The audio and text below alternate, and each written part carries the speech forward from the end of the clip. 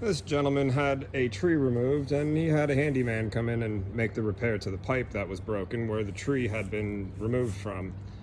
Not only did the handyman make a terrible repair that caused the entire zone to stop working, they also left us a gift. Some Christie's Red Hot buried in the ground right next to the repair that he made from an 1.25 or 1.5 inch line to a 3/4 inch line. Let's dig this up and figure out what he did, and maybe we have some free glue to make the repair. All right, so what do we have here?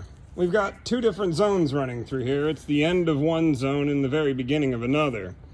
The end of the one zone is where the handyman installed a sprinkler head where there shouldn't be a sprinkler head. The smaller line should be attached to that smaller line, which will lead to a sprinkler head right about there. You can see it's on the ground over there. The reason why I know that is because I used that garden hose to backflush the water through that connection where the sprinkler head goes, and the water comes out here. I also know that this is the end of the zone because when I turned it on, this was the last head that popped up and every other head in the backyard popped up. So I know that pipe gets connected to that pipe, and then the other 3 pipes get connected to each other. That creates this zone here. Once I do that, this whole area will come back on. There's our repair, and there's the zone running. All right, on to the next one.